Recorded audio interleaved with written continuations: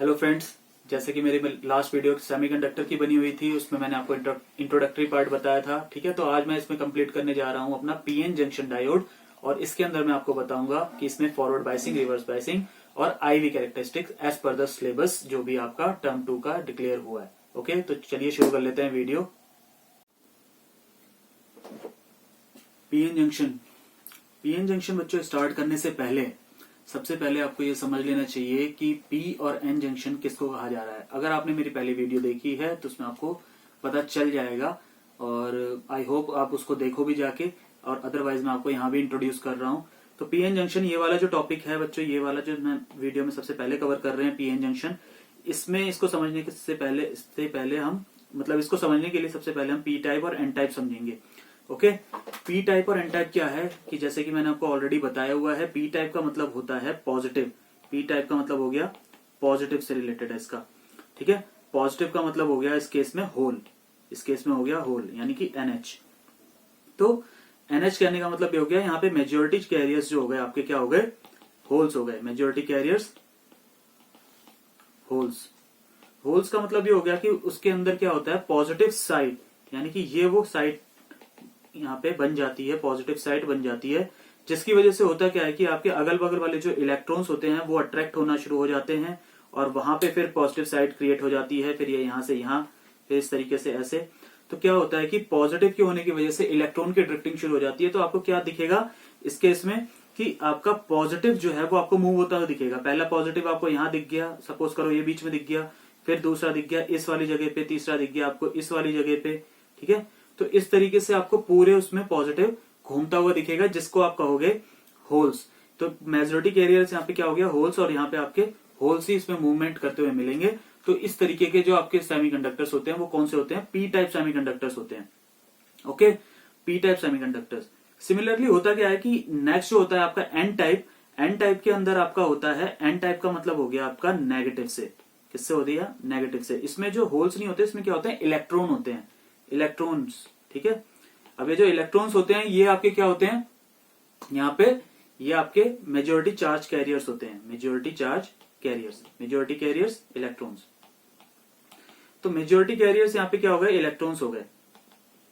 अब इलेक्ट्रॉन्स होंगे तो भैया सबको पता है कि अगर इलेक्ट्रॉन ज्यादा है तो फिर ट्रांसफर इस तरीके से शुरू हो जाएगा, ये इलेक्ट्रॉन इधर जाएगा, फिर वहां से वैकेंसी क्रिएट होगी, फिर दूसरा इलेक्ट्रॉन वहां जाएगा। तो इस तरीके से क्या होगा, इलेक्ट्रॉन का मूवमेंट आपको देखने को मिलेगा पूरे सेमीकंडक्टर में। तो आपके वहां पे वो मेजोरिटी चार्ज कैरियर की तरह दिखेंगे।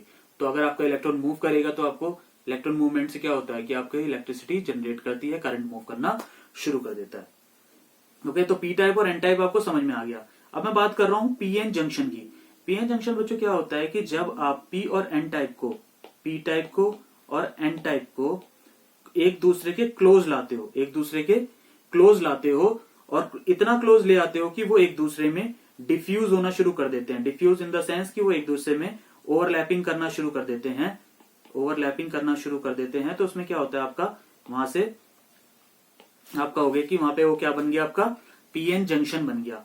तो पीएन जंक्शन का अगर मैं आपको इसमें बता देता हूं, चलो इसमें देख लेते हैं पीएन जंक्शन सबसे पहले। तो पीएन जंक्शन आपका कैसे बनेगा भाई, इसके अंदर आपका जो पीएन जंक्शन बनेगा वो कुछ इस तरीके से होगा। ओके, तो इसमें सपोज करें कि यहाँ पे P है, यहाँ पे N है। ओके, तो यहाँ पे हमने लगा दी बैटरी अपनी अलग से। तो होता क्या है कि भाई पीएन जंक्शन में आपके पॉजिटिव होते हैं, यहाँ पे सारे पॉजिटिव पॉजिटिव। पॉजिटिव का मतलब होल्स, वही यहाँ नेगेटिव। तो जब आप इनको क्लोज लाते हो, जब आप इनको क्लोज लाओगे तो क्लोज लाने का मतलब क्या हो गया, क्लोज लाने का मतलब ये हो गया कि यहाँ पे डिफ्यूजन शुरू हो जाएगा, यानी कि इस वाले रीजन में डिफ्यूजन शुरू हो जाएगा। इलेक्ट्रॉन्स आपके डिफ्यूज होने शुरू हो जाएंगे और यहाँ से होल आपके डिफ्यूज होने शुरू हो जाएंगे, यानी कि इलेक्ट्रॉन का मूवमेंट इस तरफ और आपका जो होल्स है उसका मूवमेंट इस तरफ हो जाएगा।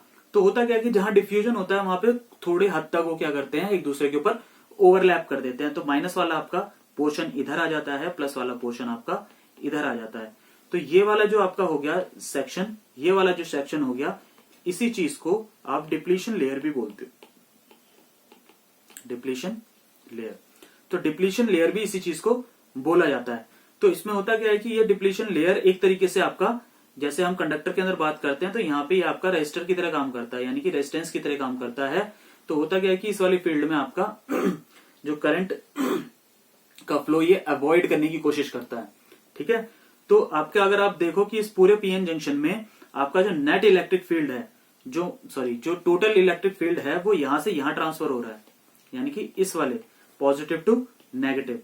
लेकिन इस वाले रीजन की अगर मैं बात करता हूं, इस वाले रीजन की, ये बीच वाले रीजन की, तो इसका जो स्मॉल इलेक्ट्रिक फील्ड होगा, यानी अगर मैं इसको ईडी कहता हूं, यानी कि electric field of depletion layer, okay, तो ये आपका अपोजिट डायरेक्शन में होता है, यानी कि यहां से यहां होता है।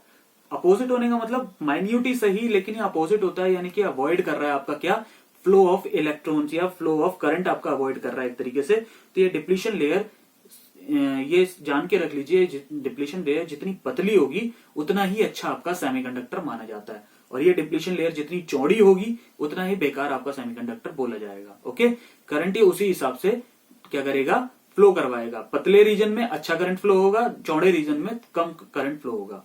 ओके, तो आई होप आपको ये पीएन जंक्शन समझ में आ गया। पीएन जंक्शन के बाद अगर हम इसमें टॉपिक ले रहे हैं, ठीक है, सेमीकंडक्टर डिवाइस, सेमीकंडक्टर डायोड्स लेना है, जिसको पीएन जंक्शन डायोड भी बोला जाता है। चलो, तो यहां पे पीएन जंक्शन डायोड ले लेते हैं। PN junction diode, PN junction diode बच्चों यही है जो मैंने अभी आपको ऊपर स्ट्रक्चर बताया है, ये वाला स्ट्रक्चर ही इसके अंदर फॉलो होगा। ओके, तो आप यही वाला स्ट्रक्चर ध्यान रखेंगे पीएन जंक्शन के अंदर। तो पीएन जंक्शन के डायोड के अंदर दो तरीके की होती हैं। सबसे पहला तो मैं इसमें आपको बताऊंगा, वो बताऊंगा फॉरवर्ड बाइसिंग। क्या बताऊंगा? Forward biasing.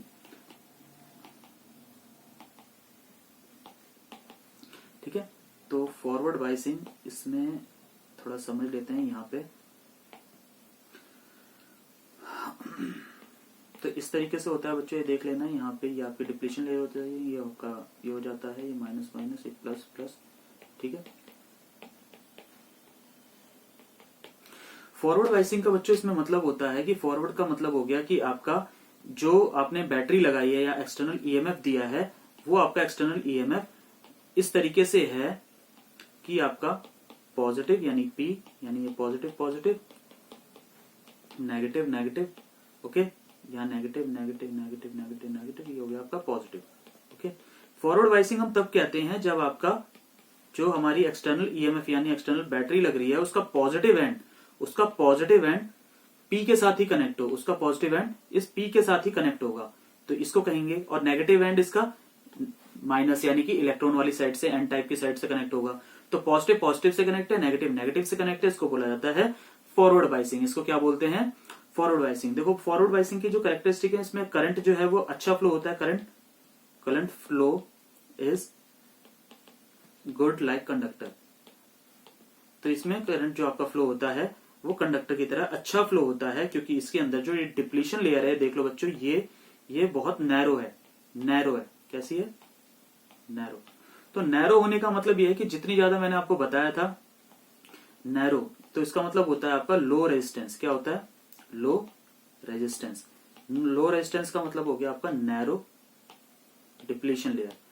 अगर आपकी डिप्लीशन लेयर नैरो होगी तो आपका नैरो वो हो जाएगा, लो रेजिस्टेंस रहेगा। लो रेजिस्टेंस रहने का मतलब आपका क्या होगा? करंट फ्लो अच्छा होगा। करंट फ्लो अच्छा होगा, दैट मीन्स कि वो कंडक्टर की तरह अच्छा बिहेव करेगा। तो आई होप ये वाला मतलब आपको ये समझ में आ गया फॉरवर्ड बाइसिंग किसे कहते हैं। ओके, अब जल्दी से दूसरा देख लेते हैं, रिवर्स बाइसिंग।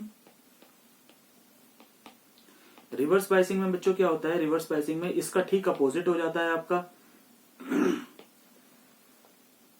रिवर्स बाइसिंग में आपका क्या होता है? यहां पे मान लो प्लस प्लस है, यहां पे मान लो माइनस माइनस है,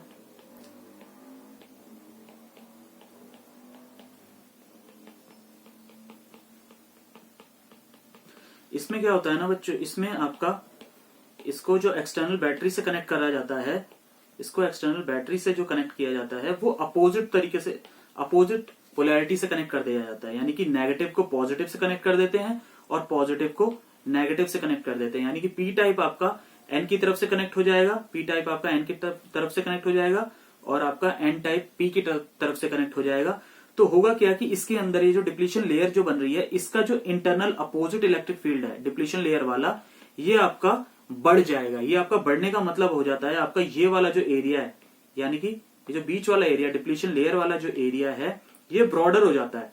डिप्लीशन लेयर वाला जो एरिया है ये ब्रॉडर हो जाता है। ब्रॉडर होने का मतलब क्या हो गया, ये और ज्यादा चौड़ा हो गया। जितना ज्यादा ये चौड़ा होगा, क्योंकि इसमें अपोजिट इलेक्ट्रिक फील्ड डेवलप कर जाती है, तो हमारी जो टोटल इलेक्ट्रिक फील्ड थी वो इस डायरेक्शन में थी और ये वाली इसमें है। और अगर ये वाला पोर्शन ज्यादा रहा, बीच वाला पोर्शन अगर ये ज्यादा रहा, तो आपका क्या हो जाएगा, आपकी डिप्लीशन लेयर ब्रॉडर हो जाएगी। ब्रॉडर होने का मतलब हाई रेजिस्टेंस हो जाएगा। तो इसके अंदर क्या होता है बच्चों, इसके अंदर यहां लिख लेते हैं high resistance. High resistance, resistance की वैल्यू ज्यादा हो जाती है। रेजिस्टेंस की वैल्यू ज्यादा होने का मतलब आपका broader depletion layer, broader depletion layer, यहां पे डिप्लीशन लेयर को डीएल से कह देते हैं। ओके, अगर आपका हाई रेजिस्टेंस होगा तो कब होगा वो, क्योंकि जब आपकी डिप्लीशन लेयर ब्रॉडर रहेगी तब होगा। और इसमें जो करंट होगा वो लो हो जाएगा, करंट फ्लो आपका कम हो जाएगा, करंट फ्लो आपका लो हो जाएगा, वेरी लो हो जाएगा। इसमें क्या होगा, जितने ज्यादा रेजिस्टेंस होगा करंट उतना ही कम फ्लो होगा। ठीक है ना बच्चों, तो ये रिवर्स बायसिंग का कंसेप्ट आपकी समझ में आ गया होगा इसमें। ठीक है तो फॉरवर्ड बायस रिवर्स बायस आपको दोनों समझ में आ गया है। ठीक है, इसके बाद इसकी आईवी कैरेक्टरिस्टिक की बात कर लेते हैं। ये आईवी कैरेक्टरिस्टिक, आईवी कैरेक्टरिस्टिक का बच्चों मतलब हो गया आपका, यानी कि ये होता है करंट, यानी current voltage, current voltage characteristic. Current voltage characteristic हम देख रहे हैं किसकी, पीएन जंक्शन डायोड की करंट वोल्टेज कैरेक्टरिस्टिक। देखो, अगर पी टाइप की बात करता हूं, यानी कि फॉरवर्ड बायस की बात करता हूं, ये मैं फॉरवर्ड बायस की बात करता हूं, तो बच्चों फॉरवर्ड बायस का ग्राफ अभी वो मतलब अभी फिगर आपने ऊपर देख लिया है। फॉरवर्ड बायस में क्या होता है, फॉरवर्ड बायस में आपका जो एक्सटर्नल ईएमएफ है वो आपका डिप्लीशन लेयर वाले ईएमएफ को सपोर्ट नहीं करता है।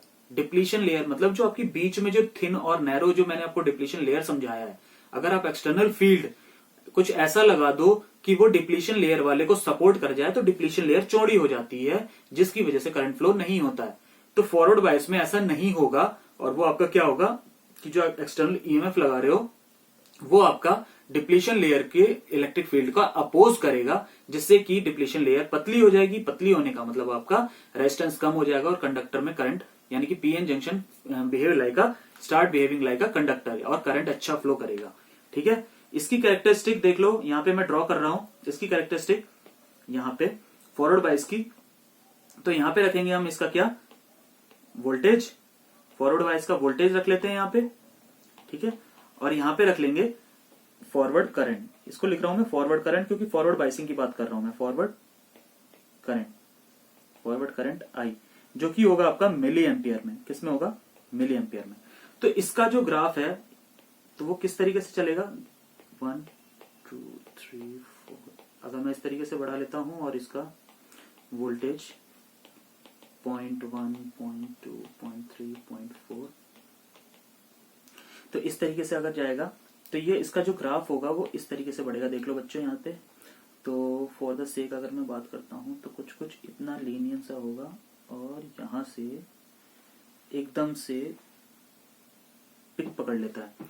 ठीक है, अच्छा, तो इस चीज के ग्राफ पे आप ध्यान देंगे। ग्राफ जो है वो आपका कुछ इस तरीके से है।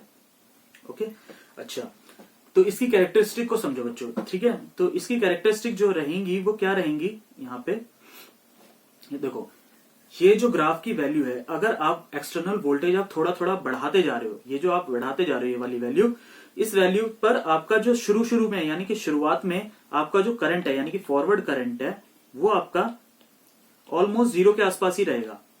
ठीक है, फॉरवर्ड करंट ऑलमोस्ट जीरो रहेगा। ठीक है, व्हेन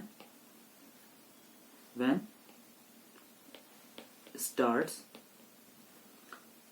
फॉरवर्ड वोल्टेज, जब आप फॉरवर्ड वोल्टेज इसका स्टार्ट करोगे, फॉरवर्ड वोल्टेज आप बढ़ाना शुरू करोगे, तो आपका वो जीरो के आसपास रहेगा। क्यों रहेगा, देखो बच्चों, इस दौरान यानी कि जीरो से ये वाली जो लाइन है यहां से लेके यहां तक, इस वाली पोर्शन में वो जीरो के ऑलमोस्ट रहेगा, क्योंकि उसको उस दौरान में उस डिप्लीशन लेयर को पार करना होगा। जो भी आपका मेजॉरिटी कैरियर है उसको आपको पार कराना पड़ेगा, यानी कि वो उस पोर्शन को पार कर रहा है। तो जैसे जैसे वो पार कर रहा है, यानी कि अब इस पॉइंट पे आके, इस वाले पॉइंट पे आके उसने वो डिप्लीशन लेयर पार कर दिया है। जैसे वो डिप्लीशन लेयर पार कर देगा वैसे ही आपका करंट फ्लो होना अचानक से शुरू हो जाएगा और वो यहाँ पे पीक पकड़ जाएगा। ये देख लो, ये पीक पकड़ गया है यहाँ पे, ठीक है।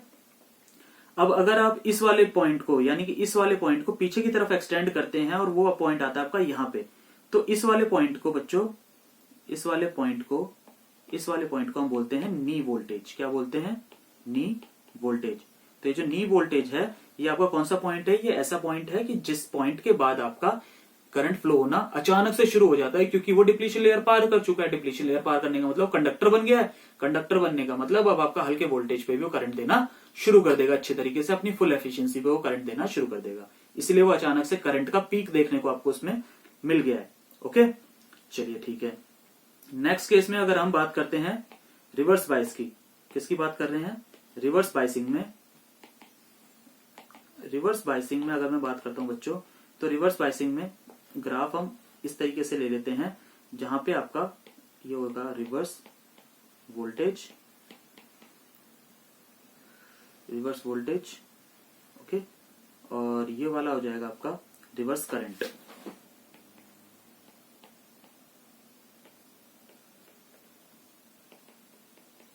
और ये होगा आपका माइक्रो एम्पियर में, ये होगा आपका माइक्रो एम्पियर में। ओके, तो आपका 1 2 3 4 5 -2 4 6 इस तरीके से, और ये आपका, ठीक है, तो इस तरीके से हो जाएगा। अब अगर मैं इसका ग्राफ देखता हूं तो इसका ग्राफ किस तरीके से आएगा? ये तकरीबन ऐसे ही आएगा और ये यहां से पीक पकड़ लेता है, ये भी इस जगह पे, ठीक है। तो होता क्या है कि यहाँ पे आपका जो ग्राफ है वो इस पॉइंट तक ये भी तकरीबन रिवर्स वोल्टेज में भी आपका क्या देता है? तकरीबन आपकी करंट की जो वैल्यू होती है लमसम 0 के आसपास ही देता है, 0 के आसपास देता है। और उसके बाद ही आपका ऑलमोस्ट ये वाला पॉइंट आपका पीक पकड़ लेता है। तो इस वाले पॉइंट को अगर मैं पीछे एक्सटेंड करता हूं यहाँ पे, तो ये वाला जो पॉइंट रहेगा, ये वाला पॉइंट, इसको हम बोलते हैं क्या? इसको हम बोलते हैं breakdown voltage. Breakdown voltage. तो ब्रेक डाउन वोल्टेज का मतलब ये होता है कि आपका जो डिप्लीशन लेयर है, डिप्लीशन लेयर के उसमें अगर आप रिवर्स बाइसिंग कर दोगे तो उसका धीरे धीरे इलेक्ट्रिक फील्ड शुरू हो चुका है। शुरू होने का मतलब उसमें करंट फ्लो होना शुरू हो चुका है। उसमें जब करंट फ्लो होना शुरू हो जाएगा तो ये जो ब्रेक डाउन वोल्टेज है, इसका मतलब अगर एक लिमिट तक आपने करंट को पीक करवा दिया, क्योंकि ब्रेक डाउन वोल्टेज के बाद उसका करंट हाई हो जाएगा बहुत ज्यादा, और उसका करंट हाई होने का मतलब ये है कि डिप्लीशन लेयर आपकी में ऑल्सो एक्सप्लोड। तो आपका वहां पे जो आपका डायोड है या आपका जो भी आपने पीएन जंक्शन बनाया है वो आपका एक्सप्लोड कर सकता है, यानी कि आपका वहां पे क्या हो जाएगा? वो पूरी तरह आपका खराब हो सकता है, वो आपका फूक सकता है, जिसे कहते हैं फ्यूज हो सकता है। तो उस दौरान वो आपका हाई वोल्टेज या हाई करंट हो जाएगा उस फील्ड में, तो ये हो जाएगा। तो उस पॉइंट को क्या बोलते हैं हम? ब्रेक डाउन वोल्टेज बोलते हैं, ठीक है ना बच्चों। तो आईवी कैरेक्टरिस्टिक भी इसकी हो गई है, और इसको एवलांच ब्रेकडाउन भी बोल देते हैं। इसको क्या बोल देते हैं? एवलांच ब्रेकडाउन, एवलांच ब्रेकडाउन, ठीक है। तो इसमें घबराने की जरूरत नहीं है। एवलांच ब्रेकडाउन वही होता है आपका जो ब्रेकडाउन वोल्टेज होता है, ठीक है। तो अब मैंने आज इस वाली वीडियो में आपको पीएन जंक्शन से रिलेटेड सारी बातें बता दी हैं। पी जंक्शन, एन जंक्शन क्या होता है, फॉरवर्ड रिवर्स बाइसिंग बता दी और इसकी आईवी कैरेक्टरिस्टिक बता दी। क्योंकि वीडियो थोड़ी ज्यादा लंबी ना हो जाए ना बच्चों, इस वजह से मैंने इसको आज के पार्ट में इतना ही रखा है। और इससे अगले पार्ट में मैं आपको इसके रेक्टिफायर्स बताऊंगा कि डायोड कैसे किस तरीके से रेक्टिफायर की तरह यूज हो जाते हैं, और उससे रिलेटेड जो भी टर्म टू के आगे का सिलेबस है वो नेक्स्ट वीडियोस में हम इससे कवर करेंगे, ठीक है। तो आज की वीडियो में यहीं तक रख रहा हूं। Thank you so much.